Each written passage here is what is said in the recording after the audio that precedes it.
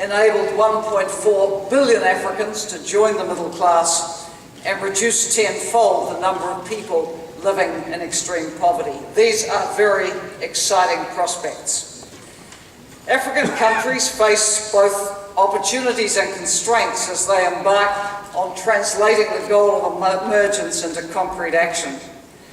There are so many reasons to be optimistic.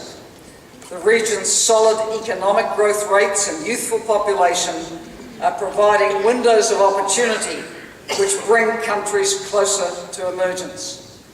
We've seen over the past 15, 16 years or so many countries strengthen their social services and reduce extreme poverty. Many are rapidly reducing their under 5 mortality rates. Many more children are in school. There are lower rates of HIV prevalence.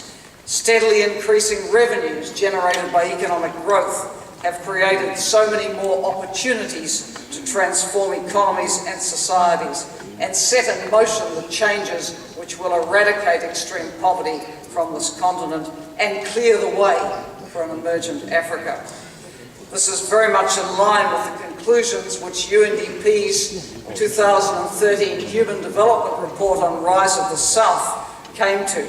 It noted that 14 of the 20 countries making the fastest rise in the world in the Human Development Index since 2000 are in Africa. And with average annual GDP growth of 8% or higher for the past 3 years, Cote d'Ivoire is a very good example of Africa's potential to climb the Human Development Index very fast.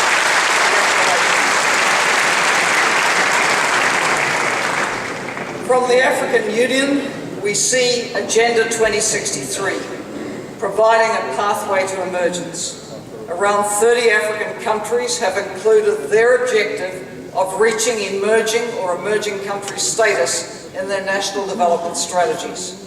Cote d'Ivoire has gone even further in its strategy, setting out the measures and the reforms it's now taking with the aim of reaching emergent country status by 2020.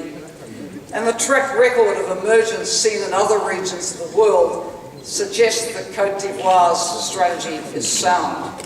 Achieving emergence calls for leadership, calls for vision, good analysis, planning and action.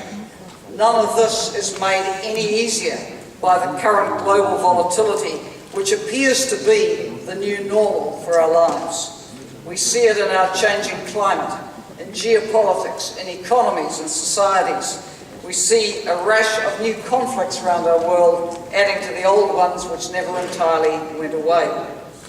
So, to consolidate emergence in this often unpredictable context, countries can strengthen their resilience to shock through economic diversification, investment in social protection and social cohesion, reducing disaster risk, including through adaptation to climate change, and participatory approaches to development and to governance. Let me offer a few further thoughts on some key issues which must be tackled on the road to emergence. And I start with addressing inequalities as being very important. When we look at human development's course over the past 40 years, we see economic growth on its own is